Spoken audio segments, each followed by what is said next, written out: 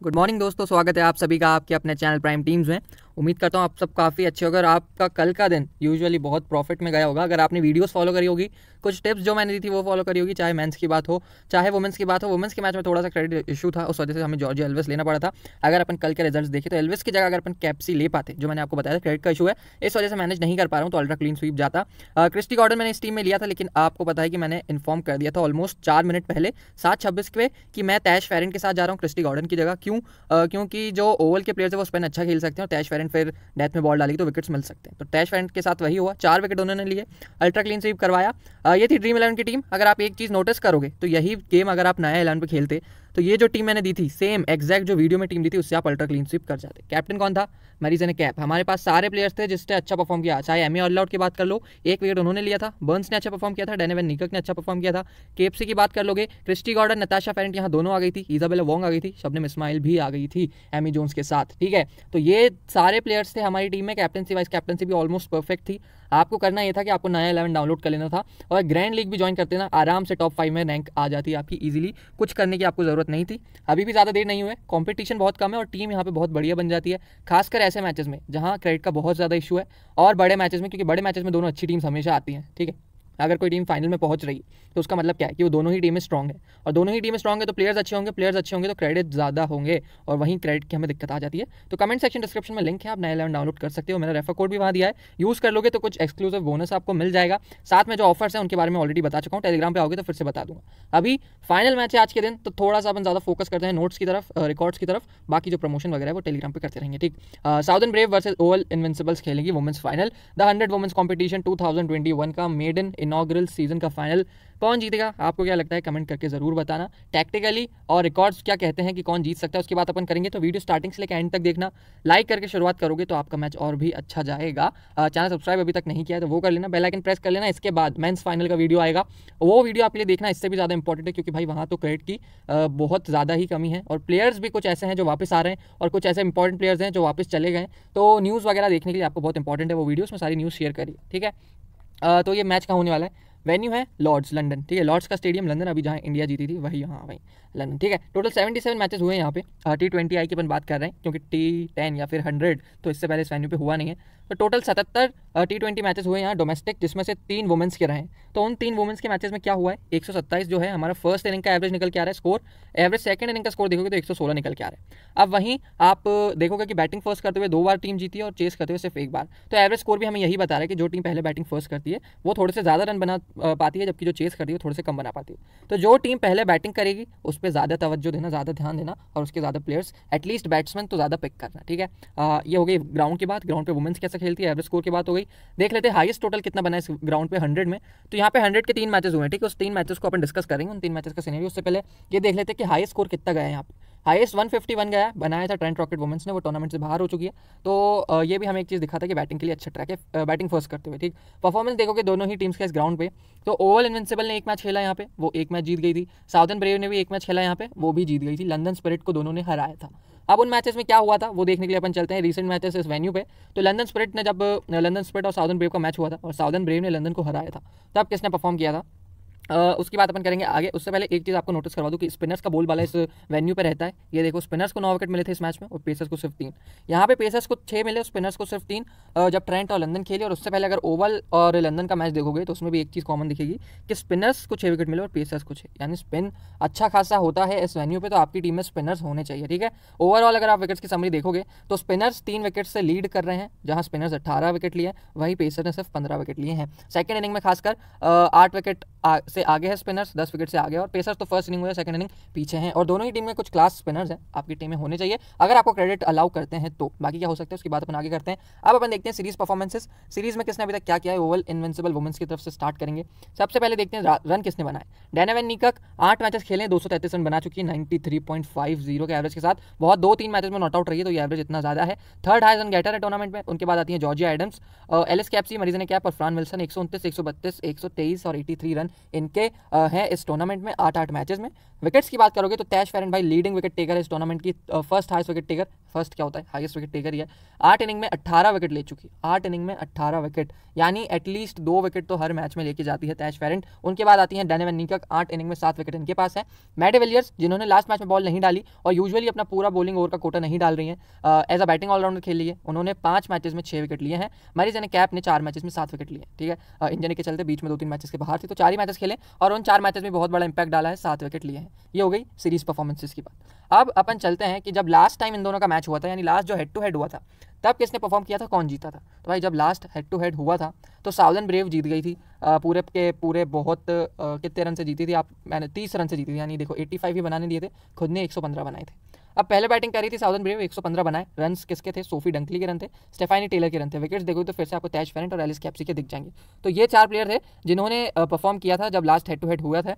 Oval Invincibles की तरफ से देखोगे तो मरीजन कैप और डैन वैन नीकक के रन थे, और साउदर्न ब्रेव की तरफ से अमेंडा जेड वेलिंगटन ने 4 विकेट लिए थे और लॉरेन बेल ने 3 विकेट लिए थे, ठीक है। तो ये थी कुछ परफॉर्मेंसेस जो हेड टू हेड में अच्छा कर रहे थे। एक ही हेड टू हेड हुआ है, वैसे ज़्यादा डेटा नहीं है, लेकिन एक हेड टू हेड भी बहुत काम का हो सकता है। मैं आपको कुछ बैटल्स बताऊंगा कि कौन से प्लेयर ने किसको कितनी बार आउट किया है, तो उसके लिए आप बने रहना, एंड में बताऊंगा वो। अभी के लिए अपन ने क्या क्या देख लिया है, अपन ने वेन्यू डिस्कस कर लिया है, सीरीज परफॉर्मेंस डिस्कस कर लिया है, पेसर्स या स्पिनर्स कौन आगे रहता है वो बता दिया है, और अपन ने देखा है कि लास्ट हेड टू हेड में क्या हुआ।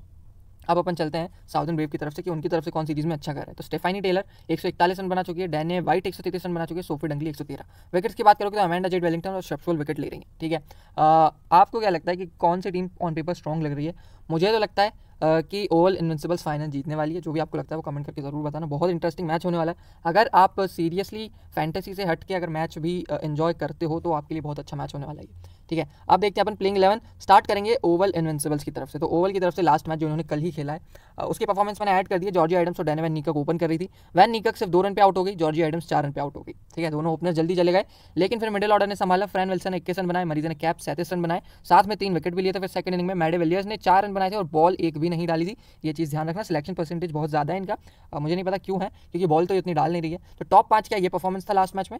एलिस केप्सी की जल्दी बैटिंग आ गई थी, तो केप्सी ने 26 रन बना दिए थे, फिर सेकंड इनिंग में 1 विकेट ले लिया था। साउथ भी जो गार्डनर सिर्फ बैटिंग का काम करवा रहे हैं इनसे, पिंच हिटिंग का, तो लास्ट मैच में सिर्फ 2 रन बना पाई। ग्रेस गिब्स ने 12 रन बनाए थे, अच्छा फिनिश दिया था अपनी टीम को। सारा ब्राइस जो mainly as a wicket keeper खेलती है, बैटिंग तो एक इनकी आती ही नहीं है, आती भी तो बेचारी को बॉल्स ही नहीं बचती, 100 बॉल में सब ऊपर बांट लेते हैं। उसके बाद आते हैं इनके मेन बॉलर्स टैश फेरेंट और शबनम इस्माइल, ठीक है। इस्माइल ने लास्ट मैच में 1 विकेट लिया था, टैश फेरेंट ने 4 विकेट लिए थे। टैश फेरेंट की एक चीज़ देखो, लास्ट 7-8 मैचेस से विकेटलेस नहीं जा रही है, 1 विकेट एटलीस्ट लेती है, ज़्यादा से ज़्यादा 4-3-2-2-3-4 के इनके रिसेंट विकेट्स हैं। तो टैश फेरेंट बिल्कुल मिस मत करना। लास्ट मैच में कुछ लोगों ने मिस कर दिया था, अपन भी मिस करने वाले थे, लेकिन अच्छा वो आखिरी में दिमाग की बत्ती जल गई, ठीक है। इंपॉर्टेंट प्लेयर्स की अगर मैं बात करूं ओवल इनविंसिबल की तरफ से, तो सबसे पहले मेरे आएंगे डैन वैन नीकक और मरीजन कैप, ऑलराउंडर सेक्शन में दिए।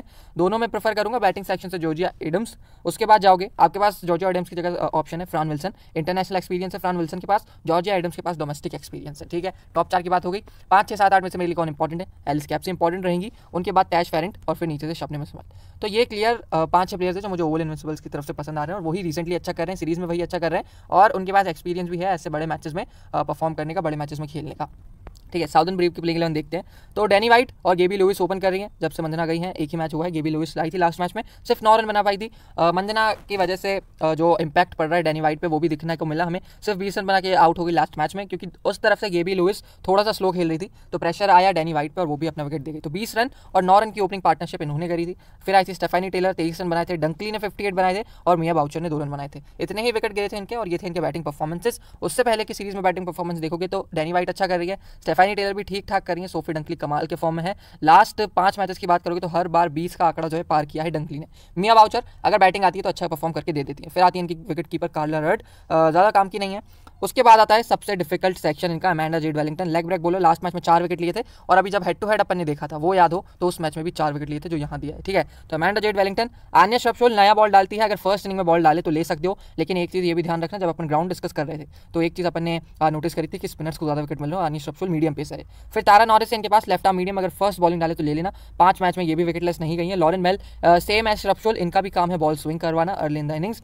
उधर से बैट्समैन देखोगे तो अच्छे बैट्समैन है, Marizanne Kapp, Danielle Van Niekerk, Fran Wilson, इन सब की बात करोगे तो इनको स्विंग और पेस से उतनी दिक्कत होती नहीं है। फी मॉरिस है, इनके पास एक ऑफ स्पिनर। अब जो चेंज हो सकता है इस टीम में, एक लौता चेंज जो मुझे लग रहा है वो हो सकता है कि शार्लेट टेलर को ले आए, किसकी जगह, फी मॉरिस की जगह। ये भी ऑफ स्पिन डालती है, ये भी ऑफ स्पिन डालती है, लेकिन इनके रिकॉर्ड्स देखोगे तो फी मॉरिस से कुछ ज़्यादा अच्छे हैं, ठीक है। और इनको बैटिंग चाहिए नहीं, Fi Morris mainly as a batting allrounder खेलती है, इनको एक प्रॉपर बॉलर चाहिए। तो शार्लेट टेलर आ सकती है, शार्लेट टेलर के रिकॉर्ड्स देख लो, लाजवाब है, 6 wicket, 4 wicket, 2 wicket, 4 wicket, 3 wicket.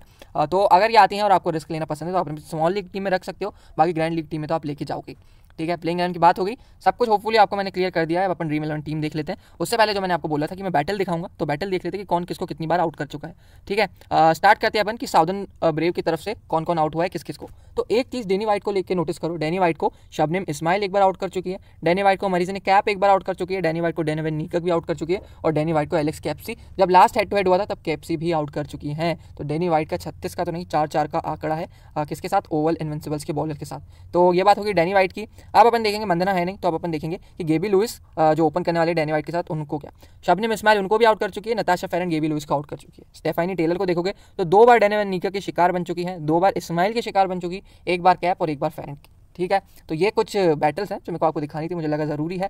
अगर देखो क्रेडिट मैनेज करना है आपको तो एक बड़ा प्लेयर ड्रॉप करना पड़ेगा। अगर आप यहाँ से रिस्क ले रहे हो तो स्टेफानी टेलर पे ले सकते हो, इनको भी बहुत बार आउट किया है, नीकर्क की बात कर लो, इस्माइल की बात कर लो। और अगर डैनी वाइट की आप ड्रॉप करने को सोच रहे हो तो इधर से भी आप ड्रॉप कर सकते हो। इस्माइल कैप, नीकर्क, कैप्सी, सारे ही के सारे क्लास बॉलर्स हैं, खासकर इस्माइल कैप और नीकर्क। तो डैनी वाइट हो सकता है कि आप ज़्यादा रन ना बनाए, तो आप क्रेडिट मैनेज करने के लिए वाइट को भी ड्रॉप कर दोगे तो बुरा ऑप्शन नहीं रहेगा, लेकिन ध्यान रखना बैकफायर बहुत बुरा कर सकता है अगर वो 50-60 रन बना दें। अब देखते हैं कि ओवल की तरफ से कौन सा बैट्समैन है जो साउदर्न ब्रेव की बॉलर से आउट हुआ है। तो सबसे ज़्यादा वैन नीकर्क आउट हुई है, किसको, वेलिंगटन, श्रपशोल और टेलर। अब एक चीज़ ध्यान रखना, श्रपशोल जो है ओपनिंग बॉलिंग डालेंगे, यानी नया बॉल डालेंगे, स्विंग करवाएंगे और डैनियल वैन नीकर्क ओपन आती है। जैसे ही श्रपशोल हटेंगी एक तरफ से अमेंडा जेड वेलिंगटन लग जाएंगी जो इनको 2 बार आउट कर चुकी है, स्पिनर है, लेग स्पिन, और वैन नीकर्क स्पिन उतना अच्छा खेलती नहीं है, तो वेलिंगटन को भी आउट हो रखी है और श्रपशोल को भी आउट हो चुकी है। तो ये चीज़ आपको ध्यान रखना कि डैनियल वैन नीकर्क का भी जो है उतना अच्छा रिकॉर्ड नहीं है इन बॉलर्स के आगे। डैनियल वैन नीकर्क के बाद बात करोगे फ्रान विल्सन की, तो ये भी अमेंडा जेड वेलिंगटन का 2 बार शिकार बन चुकी हैं। और नीचे आओगे तो मरीजन कैप 1 बार श्रपशोल का आउट हो चुकी है, बाकी कुछ नहीं है। तो मेरा अगर आप कैप्टनसी वाइस कैप्टनसी चॉइस पूछोगे तो मेरी कैप्टन आज मरीजन कैप रहने वाली है। क्यों, क्योंकि डैनियल वैन नीकर्क कितनी बार आउट हो रही हैं, किसको, श्रपशोल और वेलिंगटन को, और यहाँ से डैनी वाइट, अगर आप कोई दूसरा ऑप्शन तलाश रहे तो डैनी वाइट भी आउट हो रही है, स्टेफानी टेलर तो खैर अपन ले ही नहीं पाएंगे। तो ये होगी बैटल की बात। अब अपन चलते हैं ड्रीम 11 टीम की तरफ, देखते हैं कैसी टीम बन रही है। देखोगे तो टीम बना के रखी है, विकेट कीपिंग सेक्शन से कार्ला रड, 5 क्रेडिट भी बच गए, दोनों कीपर ऐसे हैं जो ज़्यादा काम के नहीं है, जिसमें से कार्ला रड की बैटिंग कभी कभी आ जाती है, तो ये अच्छी चीज़ हुई। रड ले लिया अपन ने, डैनी वाइट ले लिया, सोफी डंकली ले ली, यहाँ से अमेंडा जेड वेलिंगटन और लॉरेन बेल ले ली। अब देखोगे एक चीज़ कि मुझे एक जो बैट्समैन है या फिर बैटिंग ऑलराउंडर शॉट लग रहा है, किसकी तरफ से, साउदर्न ब्रेव की तरफ से। साउदर्न ब्रेव की तरफ से हमारे पास ये सिर्फ 2 बैटर्स हैं और 2 बॉलर्स हैं। तो यहाँ पे मैं लेना चाहता था कैप्सी की जगह स्टेफानी टेलर को, वही है कि क्रेडिट मैनेज नहीं कर पाया, इस वजह से नहीं ले पाया। खैर फिर भी अच्छी टीम है, कैप्सी भी अच्छा खासा परफॉर्म करके दे सकती है, खासकर जब बैटिंग फर्स्ट करें। तो कैप्सी, काप, वैन नीकर्क और वेलिंगटन, ये आपके 4 ऑलराउंडर। अगर आप इसी टीम के साथ जा रहे हो तो इनको मत डिस्टर्ब करना, इधर से डैनी वाइट और डंकली मत डिस्टर्ब करना। डंकली अगर डिस्टर्ब कर रहे हो तो एक चीज़ करना, डंकली ड्रॉप करना और यहाँ से ले लेना गेबी लुइस, और डंकली की जगह किसको ले लोगे आप, फ्रान विल्सन को ले लोगे, ठीक है। तो फिर आपकी टीम थोड़ी सी सेटल हो जाएगी। गार्डनर को मैंने एज अ क्रेडिट सेवर लिया है, गार्डनर की जगह मैं जॉर्जिया एडम्स लेने वाला था या फिर गेबी लुइस। तो आप गार्डनर की, अगर आप डंकली ड्रॉप कर रहे हो तो आप गार्डनर की जगह उन दोनों में से किसी को ले पाओगे।